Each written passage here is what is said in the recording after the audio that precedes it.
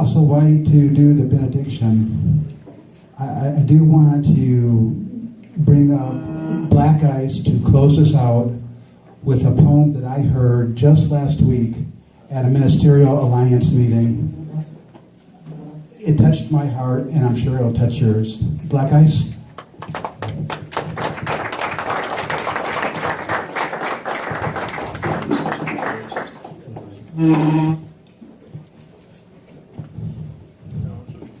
Brothers and sisters, can we say amen for what we just experienced here today? Amen. I want to say briefly, leading up to the poem, that I was born and reared in the Inglewood community. I met Pastor Tyrone Crider when I was just a teenager at the time, doing community activism work with my poetry. I'm 44 now. I've been doing what I've been doing today for 30 years. Since the age of 14, since I came into Simeon High School in 1986. In 1990, I started an organization called Poet, People of Extraordinary Talent. And since that time, we've been going to high schools and grammar schools and colleges, reaching out to young people, showing them how to express themselves through the art of hip-hop and poetry. Don't pick up a knife or a gun, pick up a pen and a pad, and let's talk about it. When Facebook came into existence in 2004, what I thought in my mind was a local movement became an international movement. And so now we're touching people and chapters all throughout the United States through this poet movement. Something interesting happened to me in 2008. I heard a man talk about he lost his son, I believe, in 2008. Similar story to me. My 15-year-old son was diagnosed with cancer in 2006 at the age of 13 years old. It was nothing more than a leg ache. Took him to Holy Cross, and the doctor said, well, I'll do an x-ray. It looked like he might have been bitten by something in the shin. Let me do an x-ray. They took an x-ray, and they found that he had a tumor in the bone of his leg. And she said, Mr. Hawthorne, I want you to come in, bring your son in. I want to sit across from the table and give you the results of this x-ray. I said, well, my son has ISET testing. It's important. It determines what high school he goes to, so I'll come in by myself. She said, no, I think you ought to bring your son. I said, I can come. I didn't think nothing.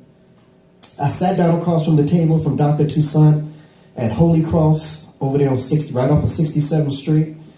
And she said, Mr. Hawthorne, it appears as if your son has cancer.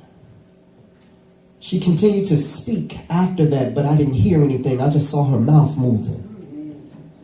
It was a surreal thing to me. So we went through the chemotherapy. He lost his eyebrows. He lost his hair. He began to lose his self-esteem. He lost weight. And eventually he had surgery. And they took a portion of the bone out of his leg about this big. And they replaced it with an artificial bone. We felt happy. His hair started to grow back. The cancer was in remission. We was feeling good. About 6 months later, he started having flu-like symptoms. And the cancer at this time had spread it to the lung area. And they said, well, Mr. Hawthorne, he's not going to make it. I'm like, what do you mean? I'm sitting here, I'm talking to him just like I'm talking to you. What do you mean he's not going to make it? They said, what's going to happen is that eventually he's not going to be able to sleep laying down. He's going to have to sit up while he's sleeping. Eventually he's going to have to be on oxygen because the cancer will begin to suffocate. I remember being at the hospital and my son threw up and nothing was coming out but blood because it had penetrated one of the lungs. He had to get tubes in the lungs. So I'm going through all this to say that everybody in here done been through something. It don't matter how young you are or how old you are, everybody has been through something in this room. And today, although my son is no longer here, he closed his eyes September the 3rd, 2008. I had two choices to make. I wanted to commit suicide too. I wanted to lay down and die too. But I decided to use that hurt and that pain and go to other little young boys and other little young girls that were in the schools that I could reach a lot of them at one time. And God said, go and save their life. Since your son is no longer here. The ones that we lost were sacrifices, brothers and sisters. because it made us pay attention more. It made us go out there and fight more. It made us go out there and research more. And one of the things that I really didn't hear today is the black man's diet. A lot of the diseases that we have today is because of the foods that we put inside of our body. When I lost my son, I started doing my own research. I started learning about pH. Anybody up in here know about pH? Google the pH chart. Try to put more foods and more drinks in your body that's alkaline versus what's acid. Anything that's above pH 7 is alkaline. Anything that's under pH 7 is acid. And guess what? Most of the things that we eating throughout the day and drinking throughout the day is acid. Acid contributes to inflammation and it contributes to mucus. Two of the main reasons why we have a lot of the diseases that we have. So I wanted to just share those things with you before I went into my poem. The name of this piece is called Ego. Everybody say ego. Ego. It's an acronym that stands for easing God out. That's my testimony. Hey God, where you at? I've been looking for you. Seems like you've been avoiding me or something. And I've been searching for you for years with no answer, just anticipation. And I've been going through this transformation. But every time I call on you, God, it's like I get put on hold. And they say that you hear all and that you see all. But seems like you ain't never available, God, when I call. See, brothers, I remember it was January 91. I had just left Simeon's Martin Luther King ceremony speaking. I wasn't feeling too well that day. Little did I know that all the while, my appendix had been leaking. And where were you, God? Just when I thought nowhere to be found. And if it wasn't for my son's mother convincing me to go to St. Bernard's that night, Blaq Ice wouldn't be here with you at Mount Calvary right now. And where were you at, God, that morning when I went to work and when I got to 123rd and Kedzie, right by the cemetery, this lady ran the light.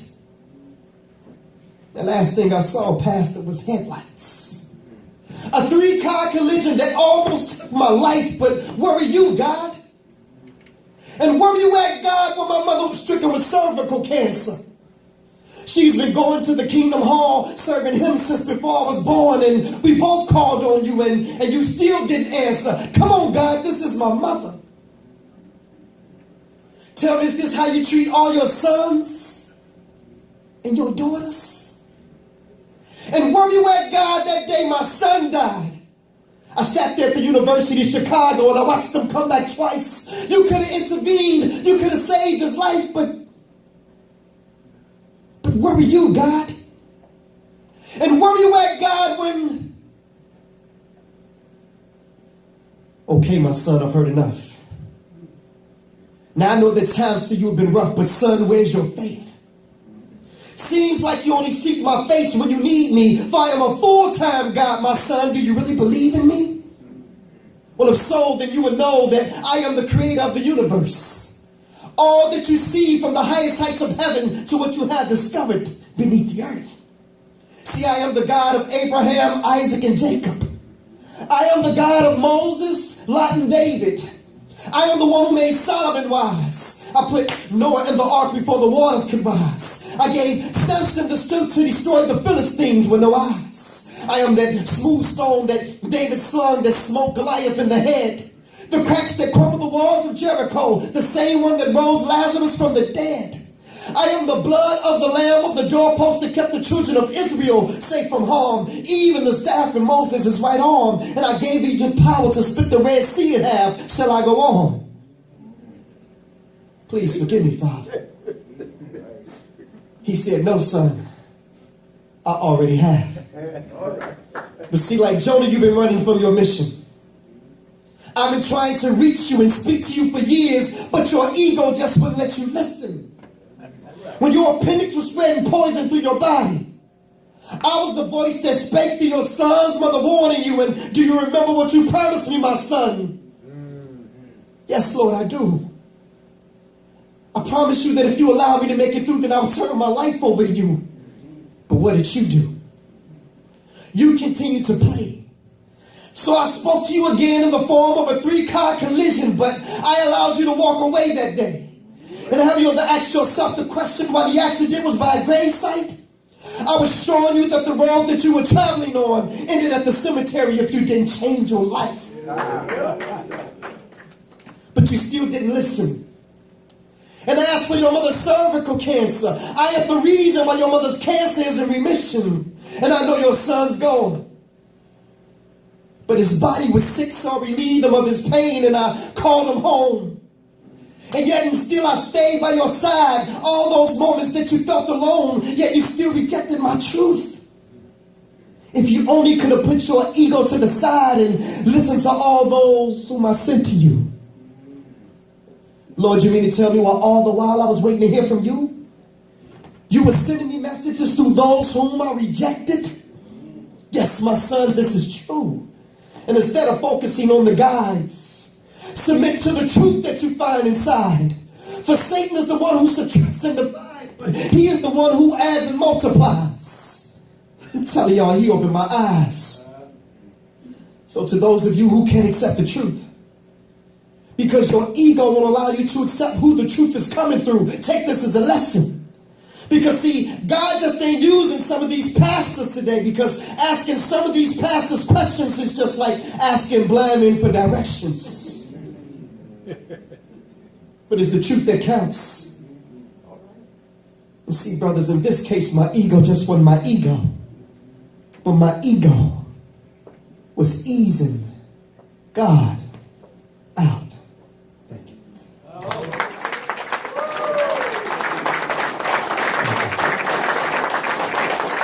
I just want to say,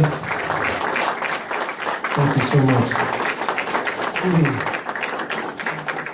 I just want to say this. I'm a little bit emotional right now.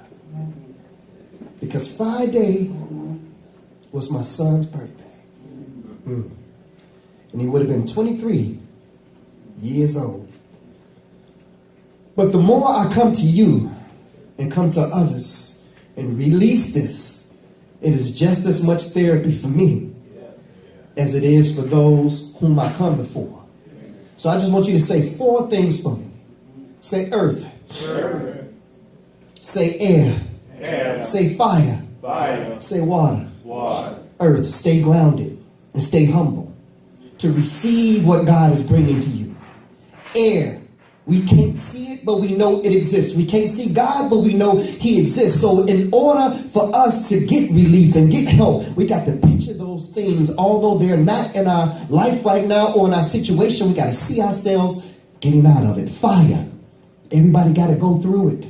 Fire does 2 things. It either destroys or purifies. We got to go through it. And the last one is be like water. Don't conform and shape into a mold that anyone wants us to be in. Do your research. Water is formless and water is shapeless. And when you put it in the bottle, it becomes the bottle. When you put it in the cup, it becomes the cup. Be like water, because that means that you can adapt to any and every situation that God puts you in. The 4 elements of life. I love you. Thank you so much.